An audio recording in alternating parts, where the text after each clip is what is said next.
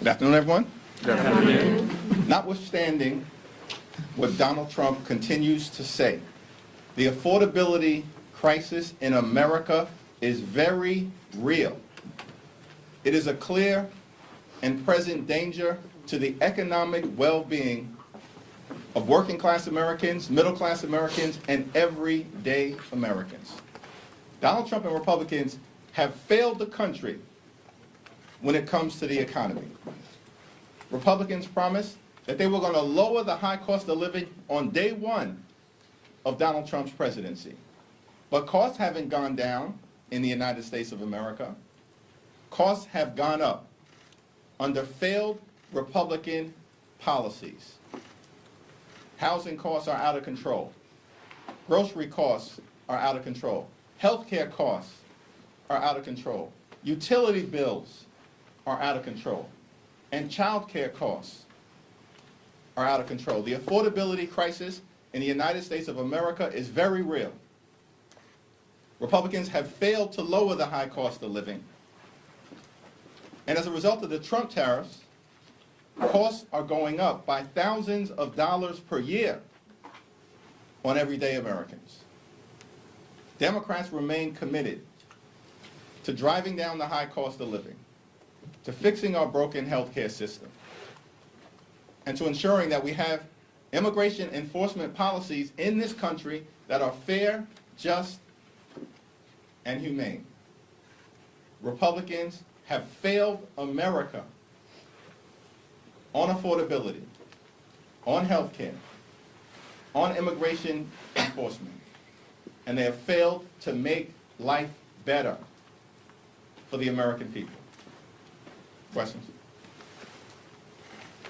Thank you. It's looking increasingly likely that there might need to be some sort of short-term stopgap for DHS with the deadline approaching at the end of the week and no agreement in place yet. I'm just curious if there's any chance you would vote for or allow your members to vote for a short-term CR to do a clean extension of DHS just to give more time for negotiations to take place. ICE is out of control right now. The American people know it, and ICE clearly needs to be reined in. Taxpayer dollars should be used to make life more affordable for everyday Americans, not brutalize and kill American citizens. Our position has been clear. Dramatic changes are needed at the Department of Homeland Security before a DHS funding bill moves forward. Period. Full stop. Thank you, Mr. Leader. As these negotiations are happening, the Homeland Security Committee will hold an oversight hearing tomorrow where they'll hear from the heads of ICE, CBP, and USCIS. What do you think the heads of these agencies need to say to the American people to, I guess, communicate that they understand the gravity of your demands, the gravity of the moment? You all say that ICE needs to be reined in. You have very, very obvious concerns about what's happening in terms of the president's immigration policies. What do you need to hear from some of his administration officials tomorrow at this hearing to let you know that your message is getting through, at least to the administration?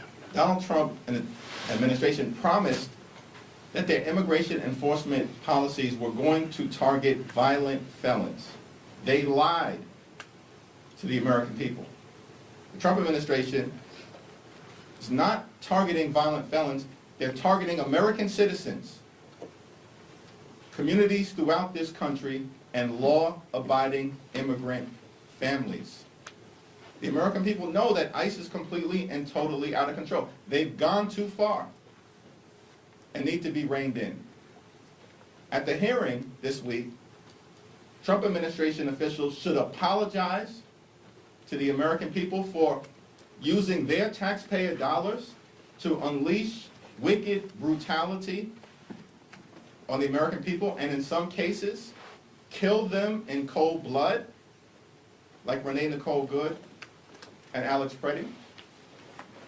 The administration also needs to commit to the dramatic changes that Democrats have forcefully put on the table, including but not limited to mandatory body cameras, judicial warrant requirements, no masks, an end to roving patrols that are brutalizing American communities, no racial profiling, no targeting of sensitive locations like schools, hospitals, houses of worship, and polling sites, and independent investigations to ensure that when ICE officials break the law, state and local officials can investigate them and prosecute anyone who has committed a crime in the United States of America. House and Senate Democrats have clearly transmitted to the American people and clearly transmitted to the White House and our colleagues in the House and the Senate the types of dramatic changes that need to occur at the Department of Homeland Security before a funding bill moves forward this Friday, and we're still waiting to hear back from the White House. Which shows to me that these extremists aren't serious about getting ICE under control. Thanks, Mr. Leader. So now that the Epstein files are available at the Department of Justice, unredacted, is there a strategy? Obviously, there are millions of files. Is there any coordination among Democrats for who is looking for what? And are you, or is anyone in leadership going to be taking advantage of that opportunity? Well, on this matter, where the American people in general and the survivors in particular are seeking full accountability and full transparency, Robert Garcia and the Oversight Democrats, along with Jamie Raskin and the Judiciary Committee Democrats, will continue to take the lead. The lead will also continue to be taken by the Democratic Women's Caucus, led by Teresa Ledger Fernandez, who has worked closely with the Epstein survivors throughout this Congress and will continue to do so. Back. Thanks, Leader Jeffries. The House voted unanimously to strip out that provision the Senate put into the appropriations package that would allow senators to sue the government over Jack Smith's investigation and get money back. There's now a hearing on with the telecom companies tomorrow in the Senate, and Lindsey Graham has said he's trying to get some version of this through the Senate in the future that would allow for a private cause of action by private groups who have their phone records similarly pulled. Is something like that entirely dead in the House of Representatives? Would you consider any sort of legislation like that that might come out? We'll have to take a look at any bipartisan proposal that relates to allowing everyday Americans to vindicate their rights under the law, if in fact those privacy rights have been violated. But the continuing temper tantrum being thrown by Lindsey Graham perplexes me. I don't get it. Like, there's enough corruption taking place coming out of 1600 Pennsylvania Avenue right now, the most corrupt administration in American history, Donald Trump and his sycophants running the largest pay-to-play scheme ever seen, focused on enriching themselves, their family members, and their friends, as opposed to actually addressing the affordability crisis or driving down the high cost of living. Republicans in the House and the Senate have shown no interest in dealing with the affordability crisis and no interest in fixing our broken healthcare system.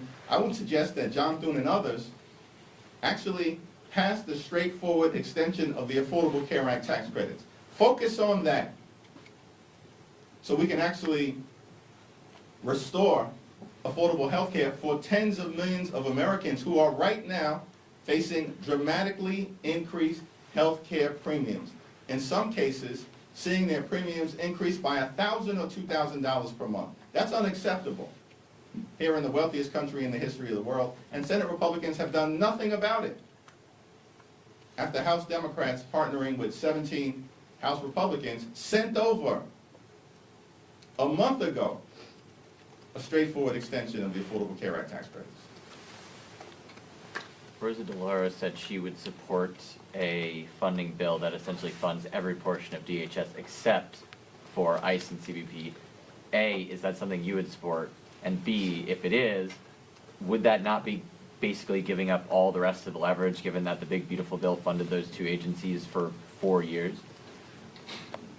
We don't look at the moment that we're in as exercising leverage over the other side. We want to fund the government in a manner that actually promotes the health, the safety, and the economic well-being of the American people. The ball is in the Republicans' court right now. We sent over a proposal. We've given them legislative language as it relates to the types of dramatic reforms of DHS that the American people are demanding, and we've heard nothing but crickets from the other side. That says to me that Republicans are preparing to shut down the Coast Guard, shut down FEMA, and shut down TSA because they'd rather see that outcome than actually force ICE and other parts of DHS to conduct themselves like every other law enforcement agency in the country. That's what we're asking for at this point. Police officers don't wear masks. County sheriffs don't wear masks. State troopers don't wear masks. Why are Republicans committed to unleashing mass ICE or CBP agents on the streets of America to visit brutality on American citizens while at the same time targeting law-abiding immigrant families? It's all so completely and totally unhinged, unacceptable, and un-American. So this is on Republicans right now in terms of what happens on Friday. The clock is ticking. We'll sit down with anyone, anytime, any place. But our demands for dramatic ICE reform are clear. It's a line in the sand that we've drawn on behalf of the American people. Thanks. Thank you, Mr. Leader. Kind of following up on that, you're saying that you haven't heard from Republicans and you also haven't heard from the White House. How confident are you that if there is a shutdown of DHS, you'll be able to reach a deal during that? We've made clear to Republicans repeatedly throughout this Congress that we're not down with the my way or the highway approach. For some reason, these Republicans tried to convince all of us, the American people, that we were in the midst of some irreversible MAGA revolution, which none of us on the Democratic side of the House ever believed. Because the bottom line is, Republicans wouldn't even be in the majority in the House right now had they not stolen 3 seats from the people of North Carolina in mid-decade gerrymandering that occurred in 2024. They wouldn't even be in the majority right now. And yet they try to convince everybody that somehow the country was in the midst of a MAGA takeover, which nobody with any sense believes at this point, because Republicans continue to be destroyed electorally. Literally, Democrats since January of 2025 haven't lost a single competitive election. Every single state house seat, more than 25, that have been flipped in this country have been flipped by Democrats. Zip zero on the other side. In fact, most recently, everybody was stunned to see what happened in Texas, a district that Donald Trump had initially won in a state Senate seat by 17 points. And a Democrat wins by 14. That was a 31-point overperformance. Shocking to the country. But then I was amazed because I assumed that that was the high watermark.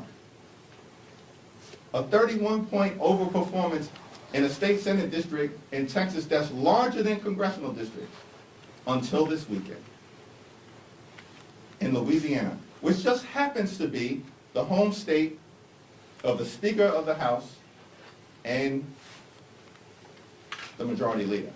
Presumably, ground zero of the MAGA movement.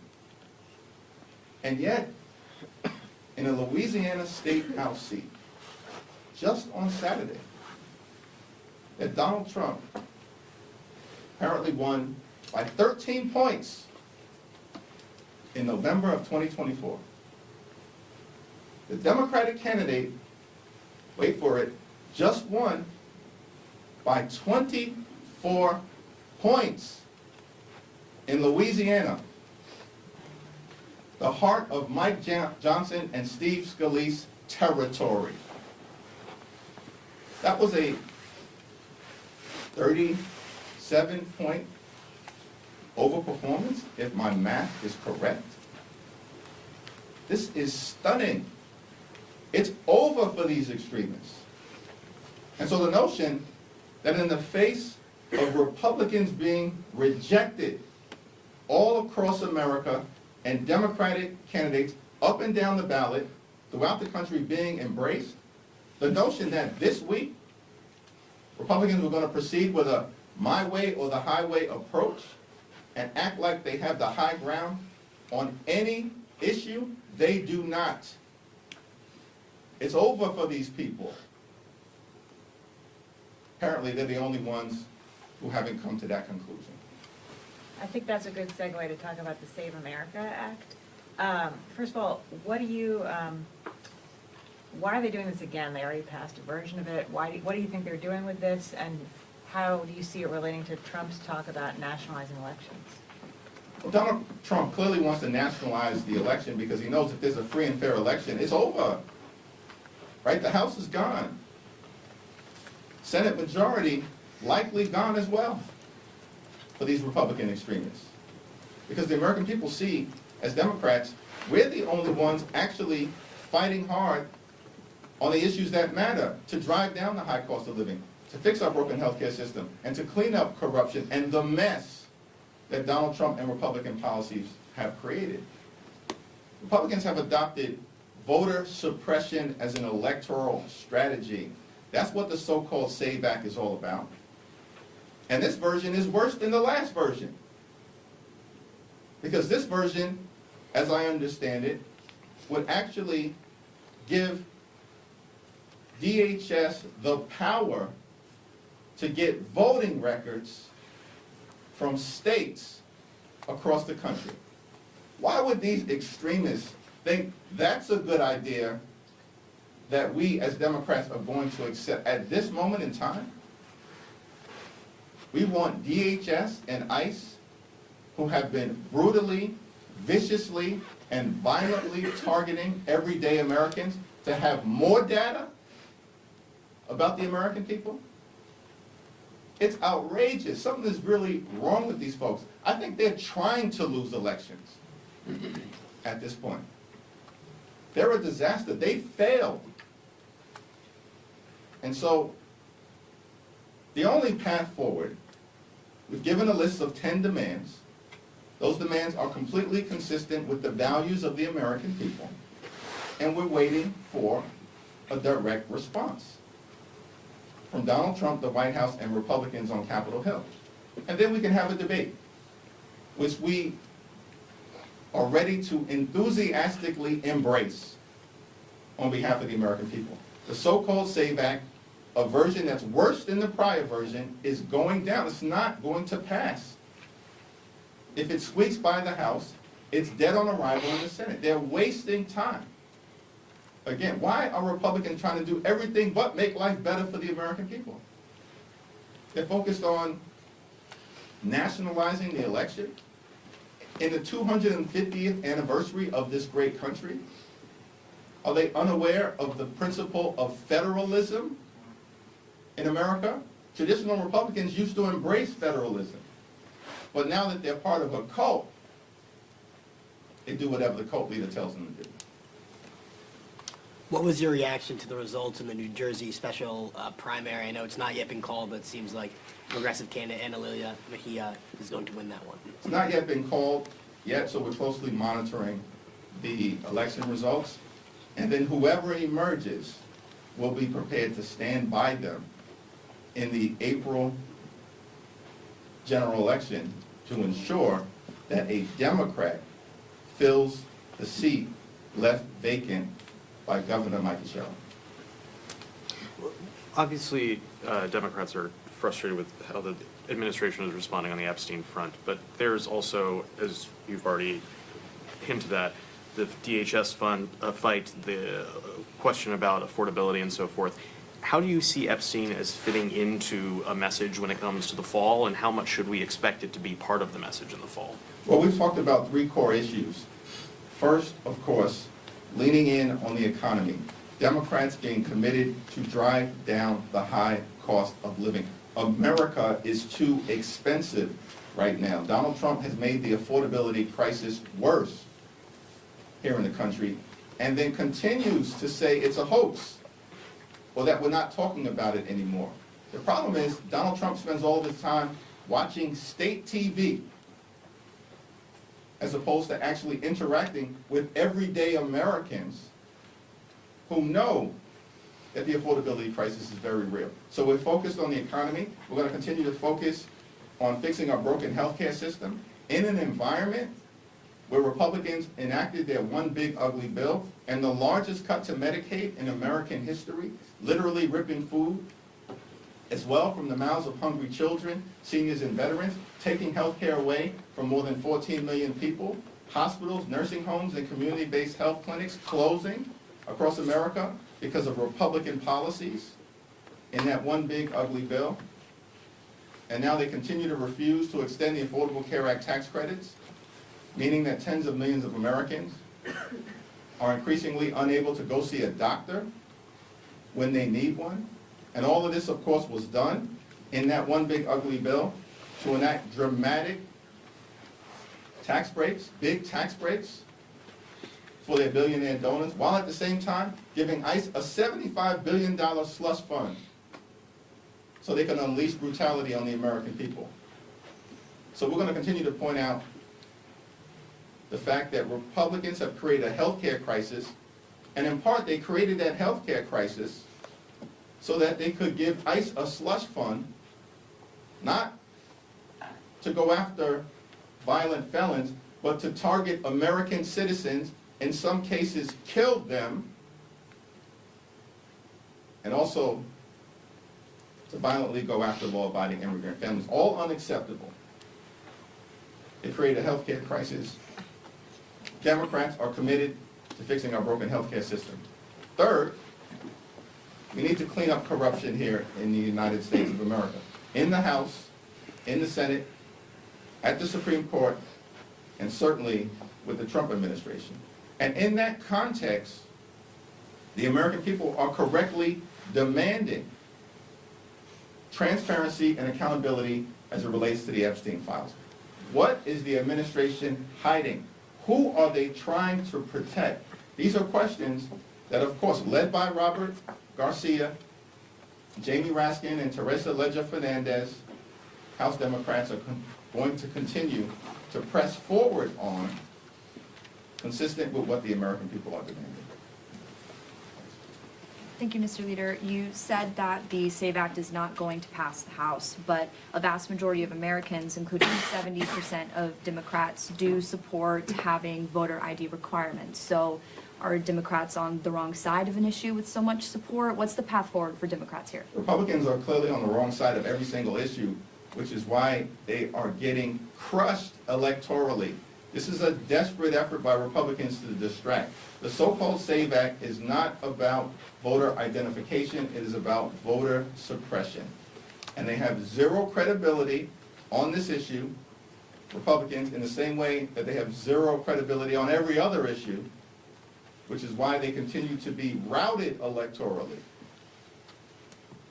including in districts and states that Donald Trump won comfortably in November of 2024. The last shutdown, the 43-day shutdown, was over the ACA extensions, and the shutdown ended without getting those extensions. What's your belief as to how this next shutdown could end? Do you have guarantees for the American people that these demands will happen? The last ones didn't happen. Yes, and the last ones did actually happen in the House of Representatives. So no one was talking about health care generally and the Affordable Care Act specifically in September of 2025 until House Democrats, joined by Senate Democrats, started to talk about it in the context of the looming crisis because of the pending expiration of the Affordable Care Act tax credits. Everybody understands that Democrats were successful in articulating a narrative during the Trump Republican 43-day government shutdown that in part resulted in 17 House Republicans joining every single House Democrat in passing a straightforward extension on our terms, 3 years of the Affordable Care Act tax credits. Democrats are governing in the minority as if we were in the majority. We've had more successful discharge petitions led by Democrats in this Congress over the last few months than have occurred in the last few decades combined. So the one thing we can guarantee to the American people is that we're in this fight on their behalf until we win this fight and begin the process of ending the national nightmare that Donald Trump and Republican policies are inflicting on the American people. Thank you.